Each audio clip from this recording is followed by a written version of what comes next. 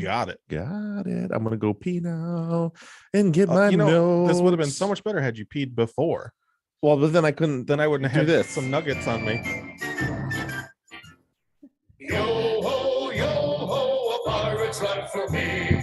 We pillage and plunder, we rifle and loot. Drink up, me heart is yo So loud. We kidnap and ravage, we don't give a hoot. Drink up, me heart is yo ho. Why won't this ever load for me? A pirate's life for me. Like it takes me forever to get the live video. I don't know. Oh, there we go. Hey, Is it already Montana. up? Hey, Rena. See, look, Janet's already fucking on it. People coming in here. Here I am. 6 watching now. Sure, less than a minute ago. Look at them come in. Look at them. Oh yeah, come didn't in. you tell me to use Chrome and I'm not using Chrome because I don't ever use Chrome? Right. Yeah, I'm also not using Chrome. I just realized, but usually I do. Chrome works better. That's what she said. I maintain that that version of the pirate song is they over enunciate everything, so you really realize how horrible everything is. It's like That's they the want Disney you to know. version. It's like, we kidnap and ravage and hurt some people. We want to make sure you hear all of these words. We Like- pillage and plunder. Yeah, it's better when it's off in the distance and you're not thinking about what the words mean. I get there eventually. Come on.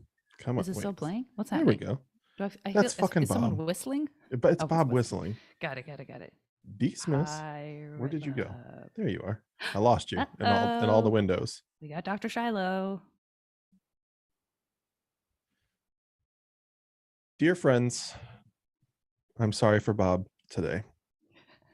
He is a handful, He's more than ornery. normal. Yeah. He is ornery. He is a handful, but ahoy. I haven't even gotten to ask what your shirt says, but now we can find out for everyone. It says, every man dies, but not every man lives. Yeah. Is that So, from something specific, or is that just a thing we all know as a great saying? I think that's just a thing. As far as I know, it's just a thing we all know. It's I actually mean, one of someone my probably shirts said it at some point, but when I did clothing. So that's a great shirt. Yeah. How long ago That's did what you you do can see it. clothing? 2011 through 2014. Okay, Yeah, Broken Key Apparel. I had it for a long time. that's It's awesome. going really well. One of my, many things that I get wrapped up in, and then whatever happens. I don't know. I had another kid. I had a second kid, and that I think that answers and justifies that tanked it all all. of it right there. Tanked it. That tanked it all. It was a thing you did, and then you moved on. Yeah. You dabbled. It was growing. I mean, we had sales all over the country. I mean, we were doing really. Actually, I was pretty excited about it. I was gonna say, And, I almost feel like when you said Broken Key, I was like, yeah, like that. No, it was absolutely. going very, very well. And fucking Sagan just fucking tanked it. Oh, Sagan. His fucking mohawk and into the Oh, wall. Sagan. What? The fuck are you talking Don't about? worry about it. Don't worry about it. Hey, Talking can I about come? Sagan's mohawk? Can I come watch HBO Max with you? Never again. I don't have HBO Max. Listen, I don't have HBO Max, so I would love to attend your house. Which is how you should have asked. I think that's how Becky or Michelle asked Becky. It was presented to me as though you wanted to come over to my house and spend some time with me, and you wanted to watch a movie while we were doing it for That some was- reason. That was your wife relaying that poorly. I don't even know how the movie was. You never even It was answered wonderful. that. It's pretty good. It was one. It's not. I mean, it's not like a spectacular movie, but it's like everything. It's cheesy and wonderful in all the right ways. Like that's where it's at. Yeah, it was good. I mean, it's not going to be a classic for me. No, it's not a classic. It's but not I going to think be it's- like every Christmas I'm going to watch that. And Oh the no, I original. will. I will still. Well, see, they have to kick something off the list. Now, what I haven't seen, what I do want to see is the new Will Ferrell, Ryan Reynolds, Sure. Spirited. Do you Yeah, I have haven't Apple watched that Plus? No. I mean, maybe I don't know. I don't know what we have. I know we don't have HBO Max. Are you going to suddenly want to come over to my house and hang out again to watch that one? No, that doesn't entice me. You don't understand. Christmas Story is honestly one of my top 5 movies. I'm not saying top 5 Christmas movies. I'm saying top 5 movies like ever. I love the Christmas Story. It's a great movie. So I needed to see the second one. And that's every bit as cheesy and wonderful as I wanted it to be. It's not phenomenal. It's not this great, well-written movie, but it's what you want it to be. Why is Shiloh saying you guys sit across from each other? Were you discussing the new setup that's coming? Is that why? I don't know. She said you guys sit across from each other. Never knew. Oh, or she just saw me walk into the room. Oh, I think she probably just saw you walk into the room. Karen says Spirited was so good. It looks hilarious. Those are two of my favorite actors. So Shiloh, Dr. Shiloh, you missed what I did to Bob earlier because we're in the same room, which is so much says funnier. HBO might be free this week. Oh, so you didn't have to come over here. But that was last week. I wanted to spend time with you because we're friends. I brought a nice bottle of bourbon. You did. You did bring a nice bottle of bourbon. And I agree, Amy and with Zach. The Christmas Story is a tradition. We always watch A Christmas Story every year on Christmas because, back in the day when I grew up and we didn't have cable, it was on for 24 hours on one of the three channels that we got. So, I think TBS used to play it, and maybe still does 24 hours. Grayson reminds us to smash. I say this: if you love the movie Christmas Story, go ahead and smash that like button right now. If you don't love it, go ahead and smash that like button right now. There it is. Yeah. Let us know. And if you're indifferent to A Christmas Story, you're going to want to go ahead and leave a comment. You can indicate that to us by smashing the like button. Leave a comment. Yes. I think you have to comment too. We need comments. Comment. Yeah. Do a +1 in the chat. I hear people always say that.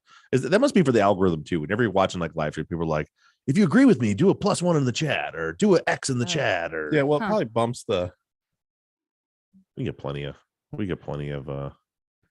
activity in our chat. Yeah, because ours is different. Ours is a live interaction where those are just videos typically of people like humping quail or whatever you do. Yeah. Hatching day again. It's always hatching day. Had just not what I said, but that's got some babies. You said something about quail, and I was just letting Jana know that I had some baby quail this morning. Just came out of their little hatching eggs. Hatching day. Lots of hatching days. Sold a bunch of quail to a lady who I'm pretty certain is going to eat all of them. No one cares. Yeah.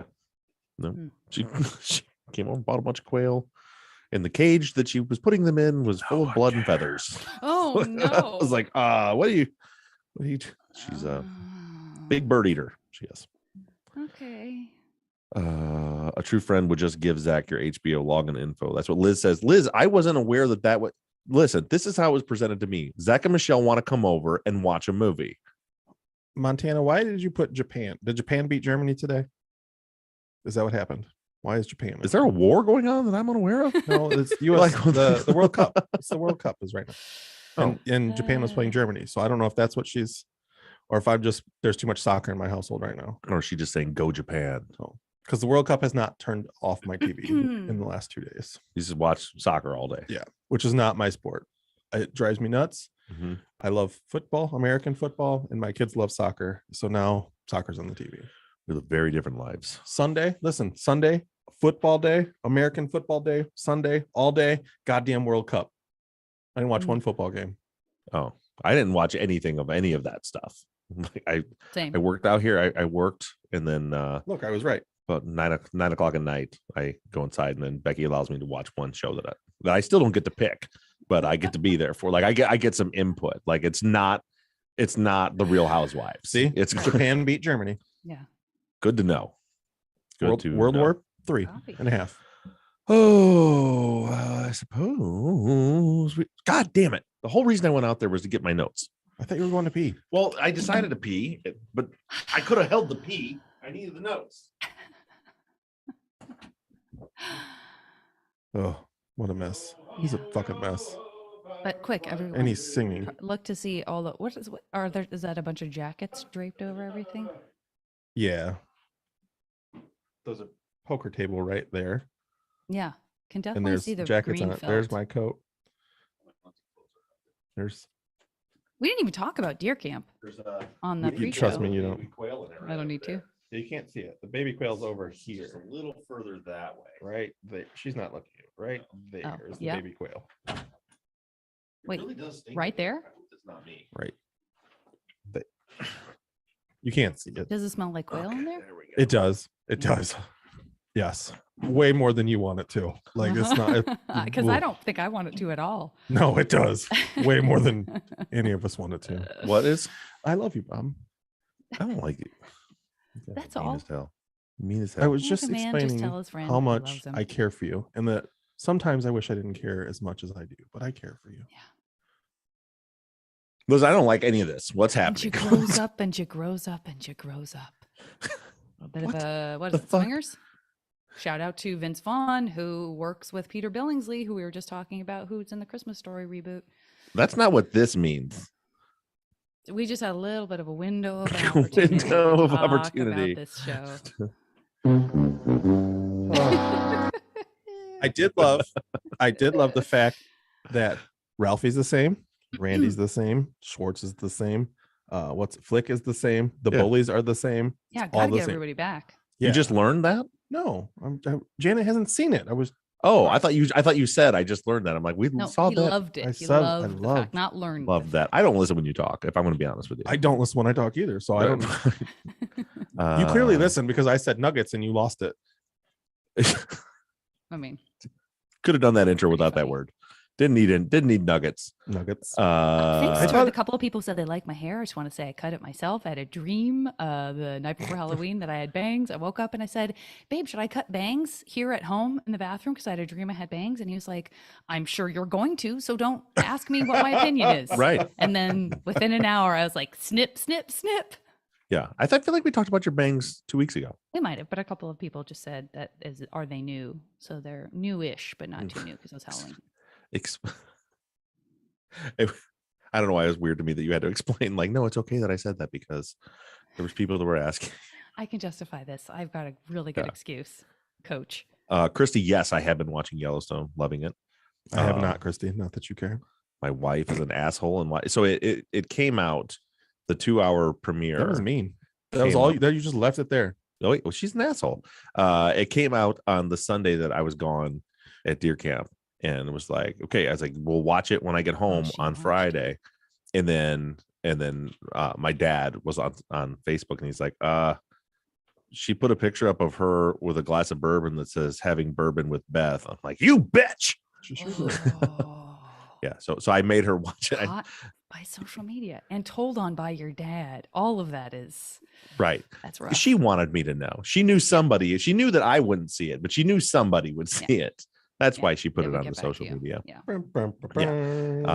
So I told her that she had to watch it again and pretend she hadn't seen it. So I turned it on when we were in bed and she went to sleep and I watched, got myself all caught up. There you go. Love me some Yellowstone. Mean as a snake, which is meaner. Mean as a snake is meaner, Nicole. All right. I gotta stop looking at the Sketchfest lineup. Yeah, we're gonna start the show now. I think is a good thing. Maybe I should just talk about that during the. Right, and I just thought of something else that I wanted to. You'd be like, what do you think about that? I'm like, David Allen Greer. Oh, I was gonna tell you guys. I hope next week, and I don't know if this is what you were talking about because we determined I was not with Shiloh. We're gonna do some remodeling in the studio, and we're going to try to put Zach and I next to each other on one camera so that Zach's voice will match his lips moving. Is it a wide lens? It's gonna have to be a wide lens. There's a lot of man meat. Is that a fat joke? It's a double fat joke. Double fat joke. Your lips match your voice for me, where you are. I'm not saying Do don't they? remodel. They It'll don't be for me. fun, but Zach definitely his voice and his lips match perfectly. Do they match for me? Yeah, they don't when I'm looking at it. Also, they don't on the video, like the recorded video. Really? Yeah, they're always off because his audio is coming through my feed and his video is going to the internet and then back into here. I wonder why. But we're in the same room, so it's strange. Yeah, so we got a whole new setup going. And sorry if I offended you by saying we need a wide lens. I didn't know. I didn't hurt my feelings. I didn't know that you be honest with you, didn't realize that we were large. Yeah, I thought that I was a pretty. I didn't know guy. this was news to you. I haven't seen a picture of myself in 6 years, so I don't know what I look like. I feel like I'm pretty fit, you know. No, what? you fit? What you fit into the camera? What are you talking about? You fit into the frame. One thing I'm bummed about. We'll tell you guys before we get on the live show. I'm coming to. Look, everybody says I match. It's coming to the desert in 2 weeks, 3 weeks, something like that. December 12th, December 11th, 12th, 13th, 14th, 15th. But I won't say because we just got into flannel season here. It was my favorite time of year. Yeah. Where it's chilly, and I feel like I'm not going to wear flannels. It's chilly at night. Absolutely going to wear. You can absolutely wear a flannel. What is chilly at night there though? Yeah, 60, 40s. Oh yeah, that's some nice. That's our high today. 40. Last time I went to LA, my friends picked me up at the airport and apologized for how cold it was, and I'm like, "This is normal. Like this is nice. It's like 70 degrees. Like, this is wonderful." Yeah. All right, here we go. What are we talking about? I don't remember. I recorded this episode 2 weeks ago, so we'll see how this goes. We're talking about Maggie Montoya, and Right. we killed I her was father, joking. I and know, you I have to prepare to die. Wait, okay. Yeah, I think I gotcha.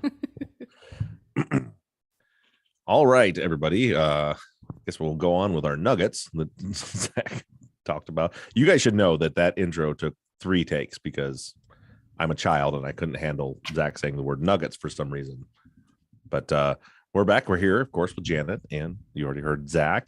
A little bit of housekeeping before we get started. The shirts. Remember, we did the Outsider shirts. They're still on the website on sale through the 30th, I think. And I think what I'm going to do is extend that through that's like a Wednesday. So we'll go through the end of that week, which would be, I think, December 2nd or something like that, to get those in. We also got some feedback. Some people really like the concept of the Outsider shirts. Some people just didn't get it and don't like it at all. So I'm also adding to this order. So if you've been on the website, thought, no, I don't like that shirt, I've added to the website just Truth and Justice shirts that are a black shirt with the Truth and Justice logo. There are hoodies, unisex shirts, women's cut, and ladies V-necks with just the Truth and Justice logo. We also have the Truth and Justice beanies that are just some nice little warm fleece lined knit hats, and those will be stitch embroidered with the Truth and Justice logo. Those are on there. And then by popular demand, and they're actually not up right now because I'm waiting for the new mock-ups to come, but they will be up by the time you hear this Friday, they'll be up. But for those of you in the YouTube live stream, by the end of the day today on Wednesday, the West Memphis 3 shirts are coming back, and we have our new t-shirt manufacturer that is going to do them properly and make them look like they looked on the mock-ups instead of completely different and not screen printed at all.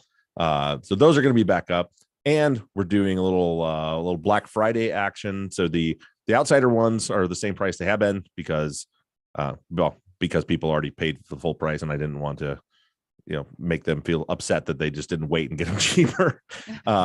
But the Truth and Justice shirts and the West Memphis 3 shirts are all like 15 to 20% off. The t-shirts are like $19.99, and the hoodie is $39.99, I think, for all those options. So all of that is on the website. We've got through the end of next week to get those orders in, and then they will shut down. And when they're gone, they're gone. So once we close down the ordering, we're done with those. I sent them out, and they will be printed and shipped out to you. You'll have them in, I think she said, probably about a week after we close down. So just go right to truthandjusticepod.com, click on shop. It's got all the different merch on there, lots of options to choose from. So go check those out. And again, for those either on the live chat, in the next several hours, we'll have the West Memphis 3 shirts back up, the Test the Fucking Evidence shirts. So those will be up on the website. And what else did I have for housekeeping? Oh, just want to remind everybody that if you are not already a patron, that it's a good time to do your Patreon. We have set up now where you can do either monthly, or you can pay for a year up front, and you get I think it's 10 or 15% off if you do that. We love that very much. We do a full hour-long video pre-show for all of our patrons at the $5 level. So every Friday you'll get a video of not only the video of the Friday follow-up and all that behind the scenes, but a full hour of pre-show before that where we just kind of shoot the shit, and you get all of the episodes ad-free. You can add that feed right into your whatever your podcast player is, and it'll come in like a normal podcast without the ads. That's all included in the $5 level, and at the $15 a month level you get a free t-shirt. Why are you looking at me like I'm going to tell you the answer? Yeah, I don't. Sorry. You do not know the answer.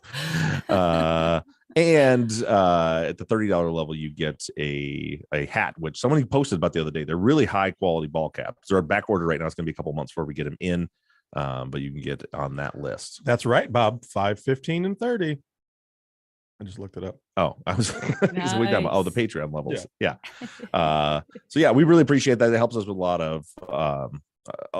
of like expenses that aren't normal expenses. For example, the other announcement, for any of you that live in the Coachella Valley, the LA area, December 11th through the 15th, I am heading out to California to work on the case.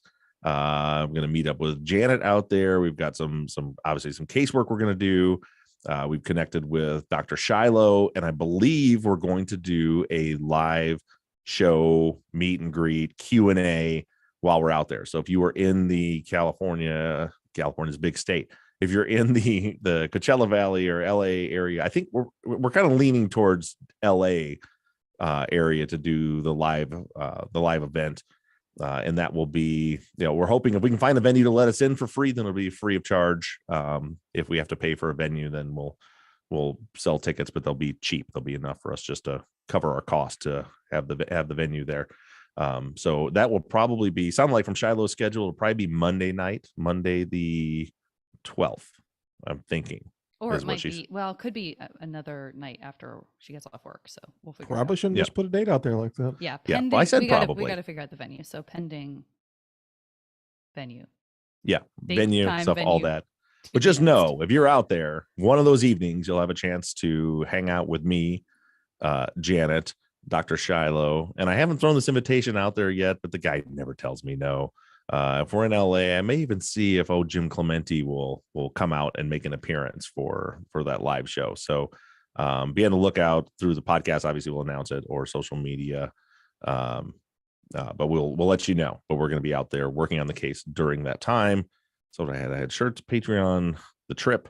But yeah, so the Patreon stuff. So a lot of things like those trips are very expensive, obviously, to go. So we use Patreon to do a lot of extra expenses like that. So we appreciate all of your support. And with that, what do you guys think of this episode? I recorded it a long time ago before I left. So I'm trying to remember everything that went on, but we got to hear a little bit more with the victimology. Got to hear from some people that knew John personally and knew Vicky personally and worked with them. What do you guys think?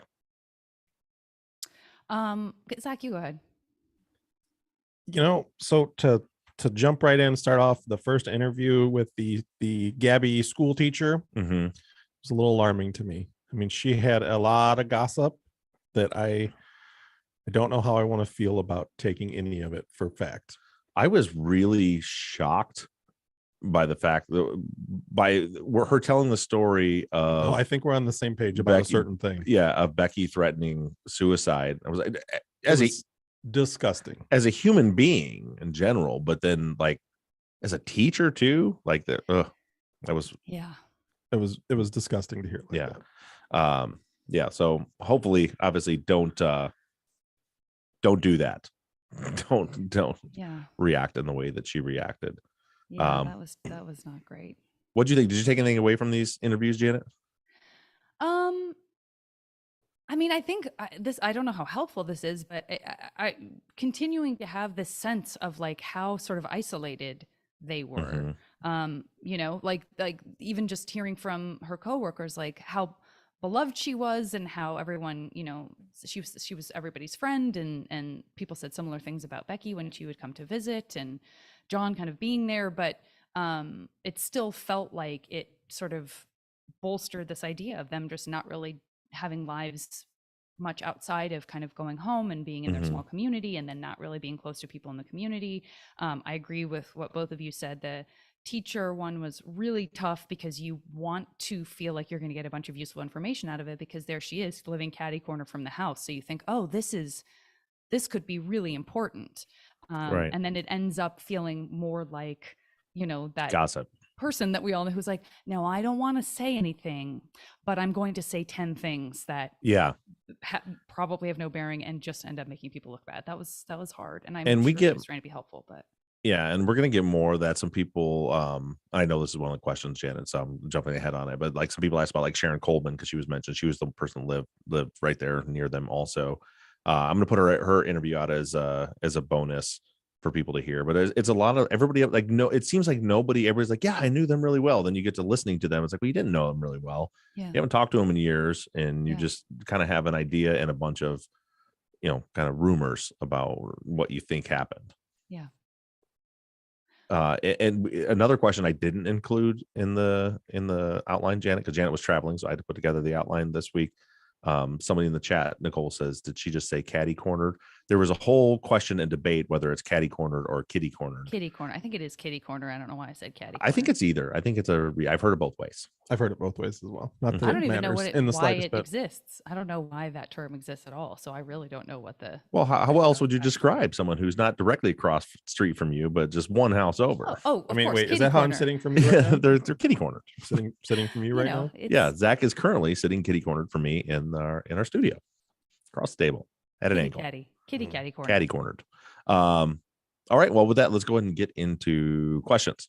Great. Okay. Starting with Richard. Richard says, "Do we know when these interviews happened? The second interview with John's coworker said it had been so long ago. There was this implication that maybe the actual event was a long time ago." Richard says, "I'm just wondering if he might have misremembered the dates when talking about John saying he didn't like Becky's boyfriend.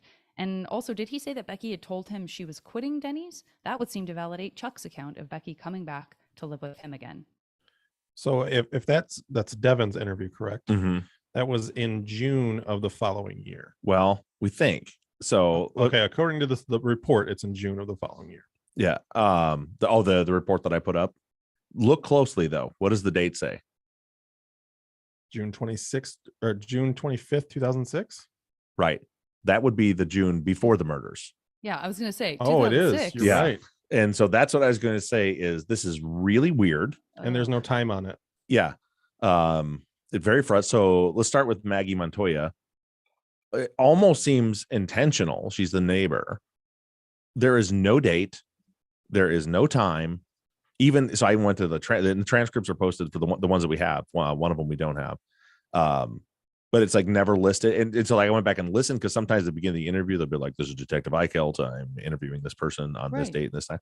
None of that. There's just nowhere, anywhere where there's any date or time for Maggie Montoya. Although, if I remember correctly, with hers, there's a report. The report on her interview, Eichelt says, I was assigned to this case on the 18th of September 2006. And it gives the basics of the case. And then it says, also, I conducted several interviews. This is my interview with Maggie Montoya. And it doesn't say that it could be a year later. It could be a day later. It doesn't say. Doesn't she say something? Because I was wondering the same thing. And I thought I remembered her saying, I thought I remembered them having an exchange when she was talking about Ron, that he said something like, "Oh yeah, Ron and Tiffany were just down here, was just down at the station." There was something to indicate like it was soon after. Right? That was the only thing I took away about time. Yeah, I think hers was soon after. Yeah. And it was kind of tied into the report where he mentioned the 18th, but he doesn't say the interview was on the 18th. Hers is unknown. Melita Garza, hers, I found her transcript, and at the top of the transcript, it says Melita Garza was interviewed on October 11th, 2006. I thought perfect, and then went down, and the actual transcript is an interview with Teresa Turner. Who's somebody else that lives up there. It's not her interview at all. So I don't know about that one. Devins says that he was interviewed 5 months before the murders, so we don't know about that one. The only one that we have a solid date on is David Aquino, who worked in the same department with Vicky. And his does very clearly say it was September 22nd, 2006 is when he was interviewed. But yeah, the other three, I said one of them, I assume it's maybe June of the next year with Devin. I don't know. Devin's wife is the person when we heard from Mr. Rutherford, John's boss, the woman that's in that interview that's like checking for the 1099s and stuff. That's Devin's wife. So in the report with her, she says, "You might want to talk to my husband, Devin." Okay. So that's how they get to him. Gotcha. But again, we don't have a date other than, certainly didn't happen before the murders. And then again, the Melita Garza, that one is not her transcript at all. And Maggie Montoya doesn't have a date. But as far as quitting Denny's, I don't know, because all this is weird because you have, nobody that was, Javier didn't say anything about her quitting Denny's and moving. But, again, if there was some kind of involvement with Javier, which I'm not saying there is, but if there was, maybe there was, that was left out intentionally, or maybe she didn't actually tell him that. But Claire and Janelle, they didn't say anything about her moving again or selling her stuff. But remember, we saw her car was all seemingly packed with clothes, which seemed like to me that was probably her moving out of Jacob's house back into her house. I mean, so someone I don't early know. on said she was moving. I just don't remember who it was. Like very early on, around the Claire and Janelle interviews.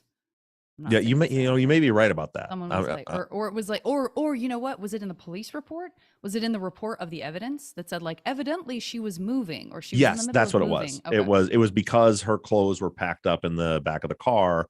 They said it looked like she was moving. Got it. Yeah. Okay. Yeah. So I don't know. This stuff gets really. It's where we're getting all these different angles for people coming in, but it's hard because one person says she was going to and Chuck's account was 10 years later. So who knows if that's accurate if you're remembering it correctly. So I don't know. Yeah. Well, definitely feedback from folks about this sort of time frame.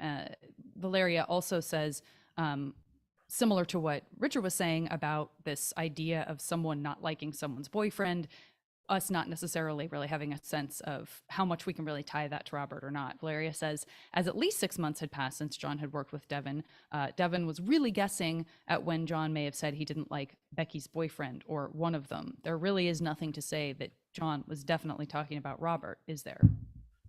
No, to me it seemed like he had an anchor of, if I'm remembering correctly, he had an anchor of like Christmas time. Mm-hmm. He remembered that it was around Christmas time. That's right. Yeah. That's a pretty solid anchor. Yeah. And I think we know that Becky and Robert were dating at Christmas time the year before. So I assume that he's talking about Robert. Okay. Veronica says, has Sarah, Robert's girlfriend, been interviewed? Yes. And when we get into the case against them, which is coming up like right now, we'll hear from that. We'll hear that. Okay. Megan says, Bob briefly mentioned a while back that the guy who went around wearing night vision goggles in Pinyon Pines was Ron. Do we have more information on this? Did it come from an eyewitness? When was this still when he was living in Pinyon? And of course, the neighbor health teacher brought that up more than once, right? Like she thought it was so strange that she saw him in camo and all of that. Yeah. So besides her, I've had two other people tell me directly that it was that was Ron, that Ron did that, but it was back when he was like in the early 90s when he was living in the house. No one was saying that he came back and was like spying on Vicky years later. They were saying while he lived there, he would like put on like SWAT gear and like camo and night vision and like go around the neighborhood. And that everybody thought that was really Carissa Farley was one. You heard some of her stuff on the podcast, but she was one of the people that mentioned that and she told me when I sat down with her directly that was the case. And presumably there was never any accounting of it in a way that makes it look different by like Ron or one of his friends. Not that I've like, heard. No, he got this new gear and he needed to try it out in the neighborhood. Okay. Megan says, did investigators follow up with Steve/Harpo? They did. That's another interview that I'm probably going to play as a bonus.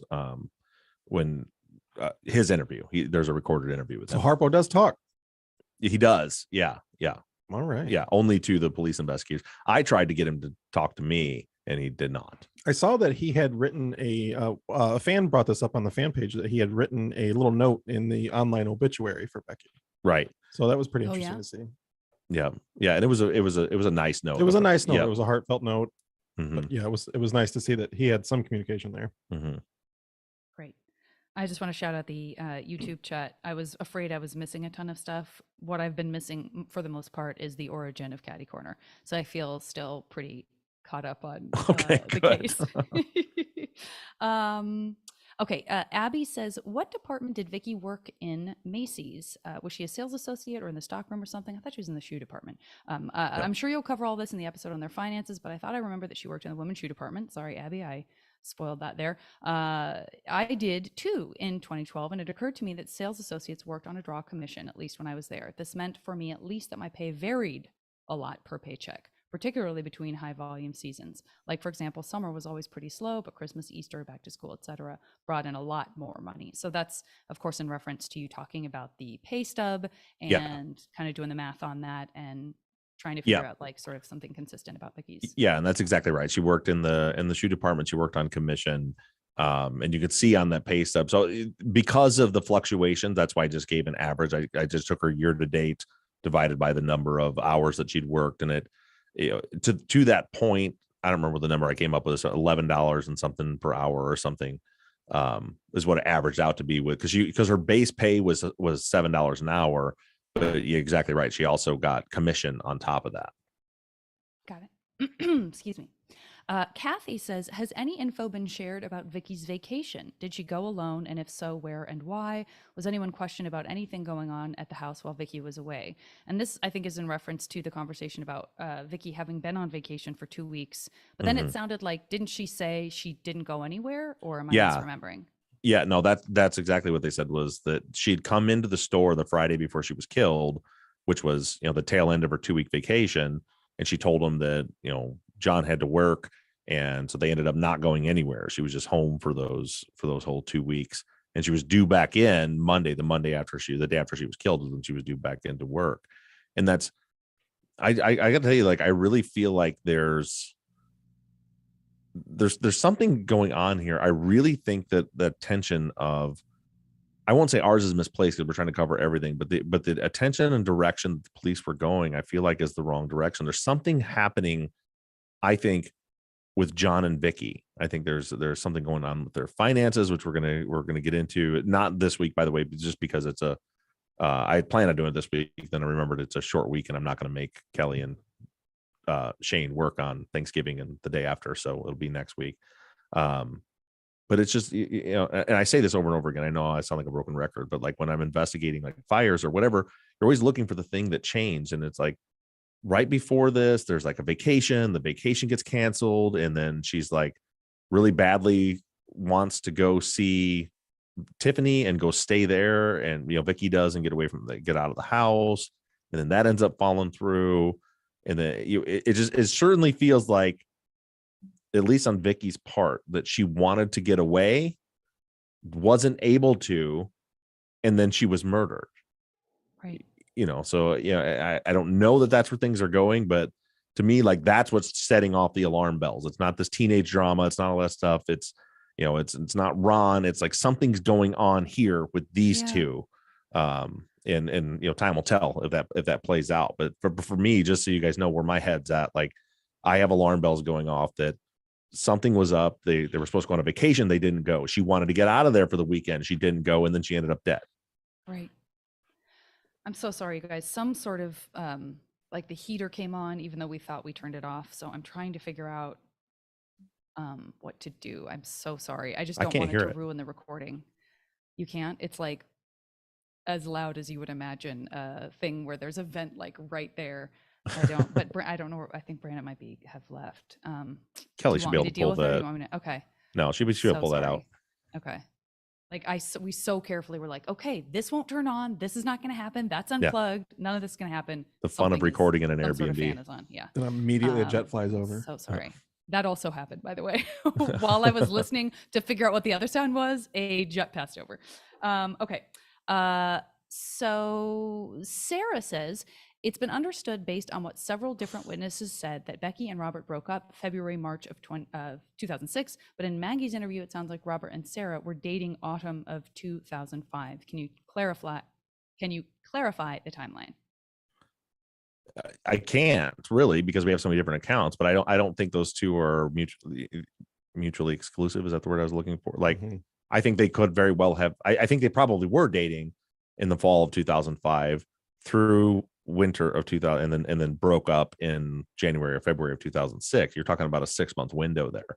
So yeah, and I think they dated for, didn't people say, like a year and a half? So my assumption is yes, they were also dating in the fall of 2005. Okay. Ari says, and I know we touched on this a little bit, but Ari says, not a question, but a comment. And I know even Shiloh talked about this in the chat a moment ago. As a teacher, I was horrified when I heard the teacher/neighbor say, well, tell him to let her kill herself.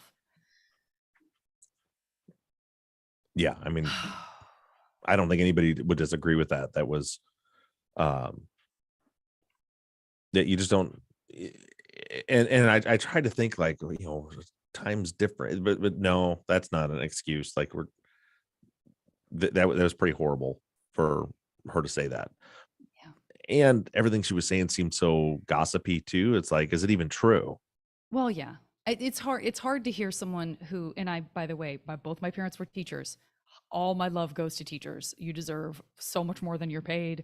Having said that, it's not great to hear a woman say, as a health teacher, I know that women can be controlling and threaten to kill themselves. And that's a pattern. And that's how they control people. I just was like, wow, we are really jumping to a lot of conclusions and making a lot of, like, well, and I don't think that's, what? I mean, as you said, teacher, I don't think that separates into teachers. I think that's just this individual saying things. Right. She 100%. happens to be a teacher. Yeah. I do want to jump she in. Use that as the reason for her expertise. And I was saying, like, I don't think you can say that. Yeah. I do want to touch on Montana, looking at Montana's comment in the chat. I think I misunderstood the question or didn't hear it right. So she said, so Robert was dating Becky and Sarah at the same time. Was the question you asked me if he was dating Sarah in the fall of 2005? Yes.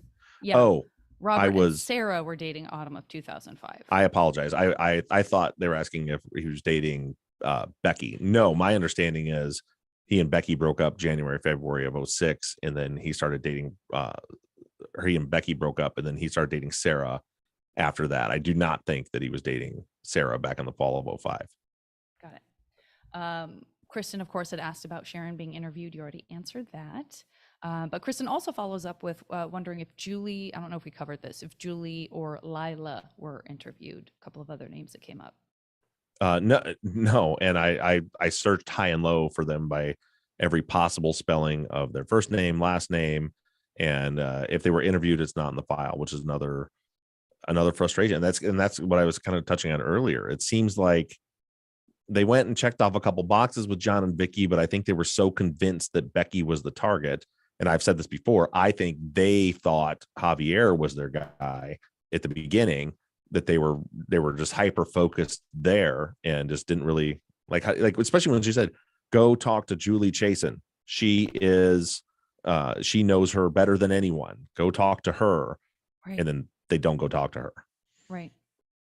Yeah, it was interesting. This ties into what Kristen said, so I'll wait to say it till after I read this. But Kristen says, 3 of the 4 interviews we have listened to all mention that their first thoughts were Ron Friedley. As soon as he is mentioned as abusive, etc., the detectives change the subject. Did you find this problematic? Ron's alibi couldn't have been verified this soon to the murders. One detective even said he has been eliminated as a suspect. Are you surprised he could be eliminated so fast? And the detective would tell Melita this information. It seemed to me that he was telling her not to talk about Ron anymore. Well, again, we don't know when really Melita was shut interviewed. That down super quick. Oh yeah, there's another one. So the interview with Teresa Turner that I mentioned, and that one, which is another one I'll put up as a bonus. But like in there, she says that she had heard from someone that Ron was in town having dinner on Friday night, and the cop literally cuts her off and says, "No, he was 10 hours away. We already know that he's already been cleared, so that's impossible." And like just which, to be fair, also people should know Ron does have a twin brother. So it's possible someone could have mistaken them, but yeah, it's problematic unless they verify, we don't know. All it would have taken was a phone call. I don't see it. I have yet to see it in the police report, but he said, I was up at the house working on building the house, and I was with this friend and this friend and this friend. It could have been as simple as a quick phone call. They check, they verify, and they're like, okay, well, he's checked off because he lives 10 hours away. And I just had 3 people tell me that he was there all that day. And then he did eventually also take a polygraph. I don't remember the date of the polygraph, but I'm not even gonna say it. I want to say I thought it was the 20th. Like it was pretty quick when they had him come in and take a polygraph while he was in town, which he passed. So yeah, I don't know. Again, I don't know when Melita was interviewed. So I don't know, and I don't know how they verified Ron's alibi, unless they cleared him just based solely on the polygraph too. I don't know. Right. I mean, other interviews we've heard, the detective in question has left that open and hasn't shut it down and has sort of, just kind of gone, yeah, okay, like has let that play out. But that definitely didn't happen. It was strange as far as being problematic that he's sharing that information. It is a little strange that he's giving it to people. but I'm sure there's, also you don't want people going on a witch hunt for, I guess I see both sides because I don't know what they did to verify what. Like if they truly knew 100%, we know where he was at. We know he didn't do it. That especially because he was a coworker. Most of them knew him. I could see them saying don't even start this rumor because we've already cleared him. Right. Jason says the big thing that stood out to me is, according to the teacher, Robert was being emotionally blackmailed by Becky, and this is the second time we've heard this as a behavior of Becky's when it comes to Robert. Suicide and pregnancy are strong lies to gain control through manipulation. It certainly gives Robert motive. Yeah, it could, but we don't have any. So the pregnancy thing came from Javier. Every single person, which we've heard asked over and over again of witnesses, have all said Becky was never pregnant. Becky never had a pregnancy scare. That never happened. Robert has never said that ever happened, which I guess if you're looking at it as it's Robert's motive, then I guess maybe he wouldn't. But that information that we got from the teacher, like that's never been corroborated by anyone, not Janelle or Claire or Javier. Like, so we don't know if that even actually happened. Well, I thought Robert said something about her saying, like, when the question of whether or not she had ever talked about wanting to end her life or anything like that, I thought he mentioned that she said something maybe that he didn't, but he sort of was like, I didn't think she really meant it, or I'd have to go back and listen to that because I was remembering that. I remember that's been so many months ago, but I remember them asking specifically Robert if she has ever threatened suicide or threatened to harm herself or anything like that. I thought in my mind, I remembered him saying no, that she wouldn't do that, but I could be wrong about that. So I'll verify that. I guess we can talk about it next week too. And by the way, Montana points out, very, very good point, that even if you're taking Javi's story, she says that Javi said that Becky told Javi she didn't tell Robert that she was pregnant. Oh, that's true. Yeah. So that wouldn't be a motive for Robert. But remember too, that story was so weird. Like it made like she was pregnant and then she wasn't, and she didn't tell him, but then she had a miscarriage and then she told him that she had, or something. It was like, it was really hard to track even that story, what exactly happened. Yeah. Caroline says, after the dive into Vicky and John's finances, you are on the finance episode that you're working on, where do you see us going next? It sounds like you said maybe we're head into the case against Robert and Christian. Is that right? Yeah. That's exactly what we're going to do. We're going to start breaking down what the evidence was against them, and then we'll hear interviews from Robert's girlfriend Sarah and Kristen's girlfriend Jackie, and start and any future. People have said they want me to play the interview that we talked about months ago, where Christian supposedly confessed when he was in the room, but I'll probably maybe put that up as that audio up as a bonus. There's nothing that Christian didn't say 5 words in that interview. It's the cops are monologuing for literally like 40 minutes about why they want to talk to him, and then they finally ask him a question and he says, I think I better have a lawyer, and that's the end of it. Mm-hmm. But yeah, we're going to get into that. So we'll get into the forensics that were against him and the business card and the jail, or not jailhouse, the confidential informant that is what caused the second arrest. We'll get into all that. Okay. Ariana says, not totally case related, but the first interview played with a neighbor brought this up in my mind again, something I wanted to ask before. The way people form opinions scares the hell out of me. The neighbor had absolutely no facts, just hearsay and opinion, but felt so confident in what she knew.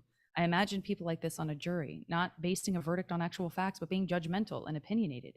How many crazy wrong jury opinions have we seen? How many people jumping to conclusions on not actual facts have we seen? I'm just curious, if you were on trial for something, how confident would you be in letting a jury decide your fate? Not at all. It's terrifying.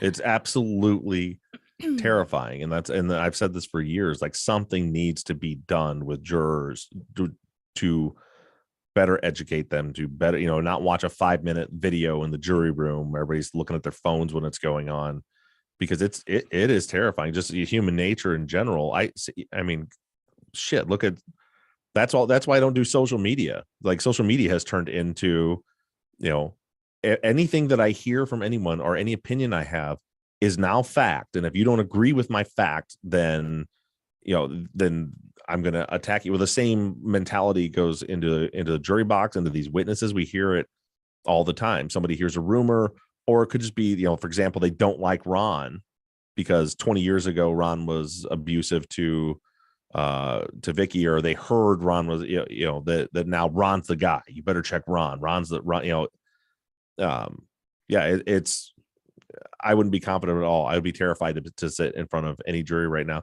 You can look at this. I'm going to talk about this a little bit in this week's episode, but Robert and Christian, they were convicted. The jury deliberated for 10 days. Wow. 10 days. Wow. Now, so think about that. So, and they were convicted on Friday, which almost every case we've worked that I believe is a wrongful conviction, they were convicted on a Friday. Isn't that something? It always happens because, and I always said this, like when a jury says we are deadlocked, that should be it. That's it. No dynamiting the jury, no forcing them to continue, because what has happened is, so look at these 10 days. That jury heard 8 weeks of the jury actually heard 6 weeks of testimony. They heard all the evidence, went back in. They said, okay, we've heard all the evidence. And some number of those jurors says not guilty. Right. And then they start deliberating for a week into the second week. Still not guilty, not guilty, not guilty. Then on day 10 on Friday, before the, it's either we get a verdict or you're going to continue, you're going to be sequestered through the weekend. Suddenly, okay, fine, guilty. And I'm not just speaking, based on what I think is happening. In Ed's case, I remember, anybody that remembers back in season 2, I interviewed a juror who just completely broke down and lost it on the podcast because, I asked her, I said, well, Thursday night you voted not guilty and Friday morning you voted guilty. What changed? And she said, nothing. I caved to the pressure. Everybody was making me feel like I was keeping them. It was her and one other juror, that we were keeping them from moving on with their lives and being done with this. And the judge made it clear he was not going to let us be a hung juror. Yeah. So I changed my vote. That's how our criminal justice system works. Right. Think about like how fucking scary that is. Ed Yates was sent to prison for the rest of his life because people didn't want to give up their weekend. So do I have any confidence in the jury system? Zero. And when I see cases like this, where a jury deliberated for 10 days, absolute zero. Because that means that people heard the evidence and for 9 fucking days held on to their interpretation of the evidence is that they're not guilty. And then on day 10, caved and changed their vote. And then we're supposed to be confident in that verdict. Give me a break. Right. And it kind of reminds me of the sort of idea that none of us would ever give a false confession. Like, I think we hear that, and many of us, although I have a lot more faith, if I knew there were a bunch of truth and justice jurors, I would feel a little bit safer there. But this idea of like, I feel like what we imagine is like, well, I would never give in. I'm the person who would make sure it was a hung jury. Just like, well, I would never falsely confess. Someone else says, well, I would never falsely confess. Right. It's like, you just don't know until it's happening. Yeah. What pressure you're going to succumb to, or people get, and I've been in juries. I've been that have not that long of deliberations. But as a matter of fact, I've convinced someone to vote guilty in a case that they wanted to vote not guilty. In that particular instance, it was because the juror kept saying, it was a aiding and abetting law type thing where one person had a gun and the other person was like a lookout. And by Michigan law, that means they're guilty of the gun. And just one person just kept saying, well, I don't think he should be, I don't think he should go to prison for having a gun when he wasn't holding a gun. And it was just, and it was like, well, yeah, but it doesn't matter what you think. So, for me, it was like going back. I kept going back to, do you believe he was involved in committing this felony? Yes. Do you believe there was a gun involved in committing this felony? Yes. Then the law says he's guilty of this. She's like, nope. But it was just, but even that, that was before I was doing this, this work. Even that, it's like, should I have even done that? Should I have convinced her to change her mind? In that case, she agreed with the law. She agreed that he was guilty by the law, but didn't like it. But it's a very, very uncomfortable. In my experience, I've been on 2 juries. During the trial, the jurors are all, buddy, we're all in this together kind of thing, right? You get a break, you sit, and they bring you snacks and all this stuff, and everything's going good. When it comes to deliberation, as soon as you get into a couple of hours of people disagreeing, we're not friends anymore. Now you're ruining my day. You're ruining my week. You're ruining my weekend. Like, let's get it together. And there's a lot of pressure. What I think a lot of people don't continue to think about is the burden of the state to prove guilt. Right. And so many people do not go into a jury thinking that. Mm-hmm. So the state has to prove the person is guilty, not the other way around. Yeah. And I think too many people do not go into that. They want you to prove your innocence. Mhm. You don't have to prove your innocence. Yeah. So anyway, that's a long time on that question, but it's just Yeah, but it pertains to every single season and every moment of what this podcast is. It's frustrating about, me. so And then, I'm glad it was and then we see in season 3, Jesse Eldridge's attorney, knowing that, was like, there's no evidence against you. We should do a bench trial. A judge will rule, but it happened to be a very corrupt system where the prosecutor and the judge were attached at the hip, and they presented this ridiculous case with no evidence, and the judge convicted him. So it's like, Jesus Christ, you can't, like, how do you win? Yeah. Whew. Janaya says, we now know that Vicky had 2 weeks off but didn't go anywhere. Do you think this adds weight to the wheelbarrow having been in place already from Vicky moving trees? Interesting to put those two things together. I hadn't thought about that. And then a second piece, massive red flags over Steve W. hiding in bushes and getting angry over the dog run. Was he ever followed up? Does he have any criminal history prior or since? Yeah, we'll get into him coming up. Like I said, he was interviewed. As far as the trees, we just can only speculate. All we know is that she was home for 2 weeks. That she took 2 weeks of vacation, wanted to go somewhere, and they didn't go. Yeah. Jeremy says, this episode seems to indicate that the cops were focusing on teen romance and had eliminated Ron as a suspect. Can we have some context as where in the process this indication occurs?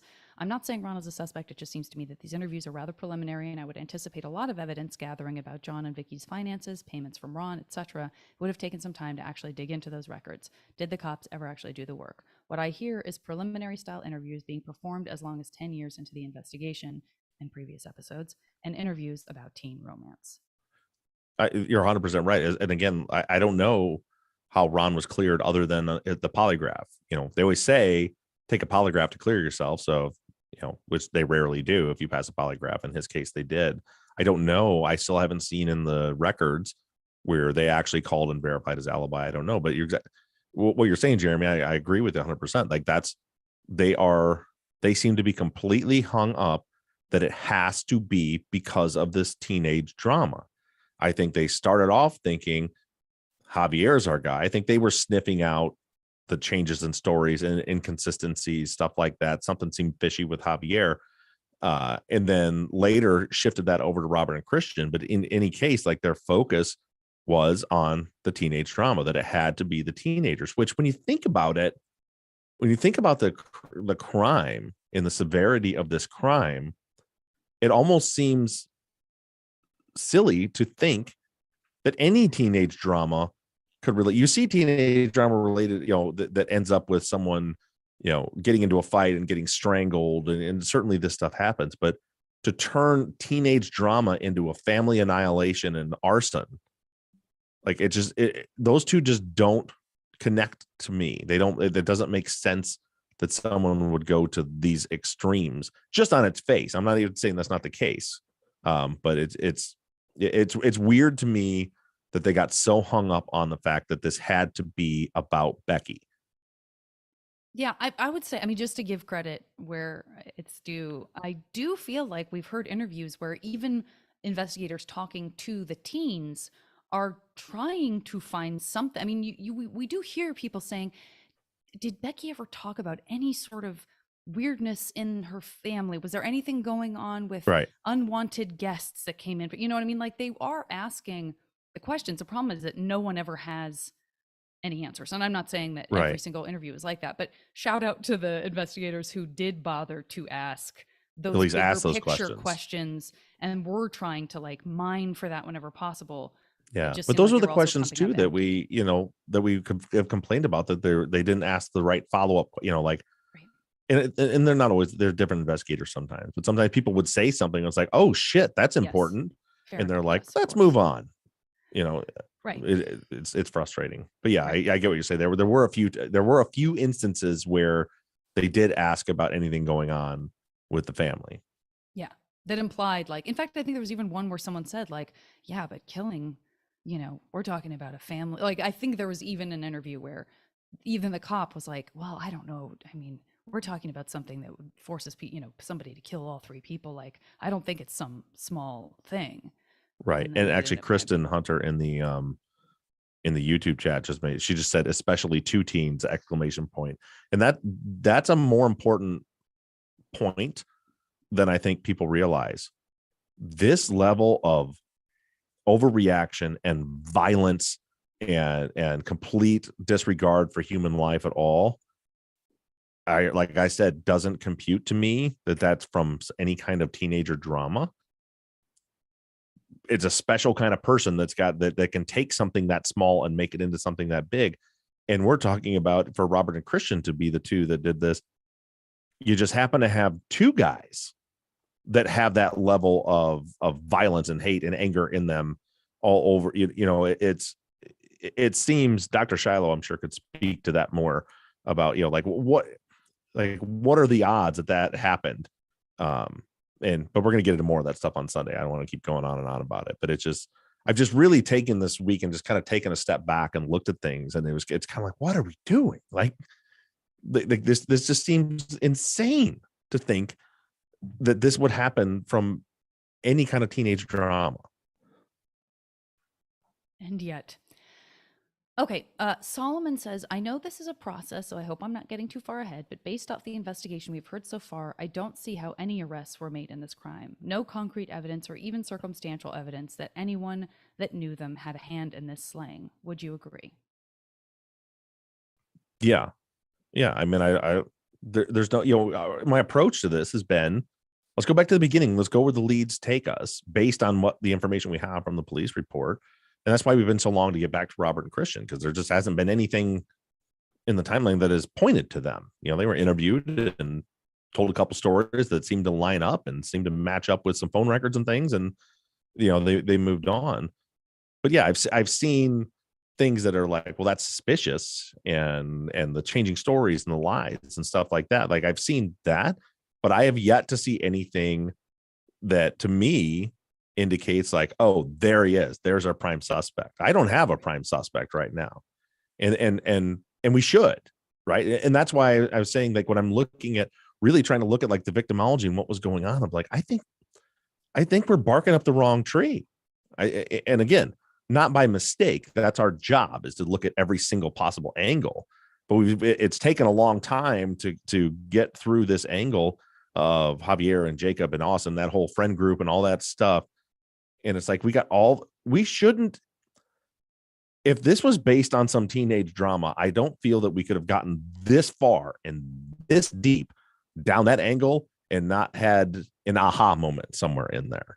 Right. Yeah. So I do agree. I don't think we've seen, and if I had to make a prediction, and I hope to God that we're able to solve this case. That's my goal. That's what we're here for. There's not entertainment. We're here to solve this case. And I feel very strongly that it's going to end up with being someone that is completely off the radar from who we think it is, or from who the police thought it was.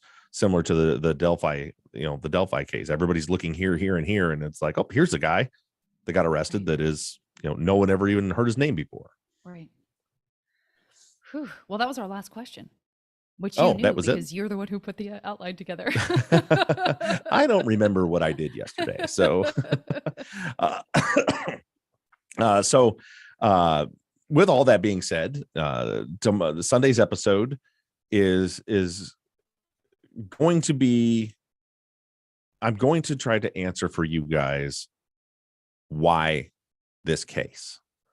I talk about this in the episode As I mentioned, it's a holiday week. I had to kind of figure out how to do, what to do for this week. I wasn't going to dump this huge episode on Kelly on Thanksgiving Day, which is usually recording day is Thursday. But I got an email from a listener who just asked a good question that was like, can you help us understand why this case and what our motivation is? And that's what Sunday's episode is all about. And I hope it clears some things up. It gives us some context, let you know who Robert, particularly in this episode, who Christian is the person that he is. So that's what's coming up on Sunday. I hope every single one of you listens to it. I think it's a really important episode. I'm really happy with the way that it turned out. So make sure you tune into that on Sunday. And with that, I think we're all done. Great. Thanks, So, everybody. Make sure you, if you want some swag, we got till the end of next week to get your Outsiders shirts or hoodies, your Truth and Justice shirts, hoodies, or beanie cap, and your West Memphis 3 Test the Fucking Evidence shirts. They're all going to be on sale. We got Black Friday sales going on the merch shop. So we want to put one big batch in and be done with that for the year. So make sure you do that. And with that, thank you, Zach and Janet and YouTube people. That was the end of the things I was going to say. Oh, Happy like, I thought you were- holidays. bye, guys. Wow, rough close. We don't have any good parting nuggets, Zach? No, no. I'm going to hit stop on record here. And YouTube people, thank you guys for joining us. I appreciate it. What does Nicole say? If the convicted are guilty, that doesn't mean it was over teenage trauma. Thanksgiving. Thanks, everyone. All right, we're going to stop.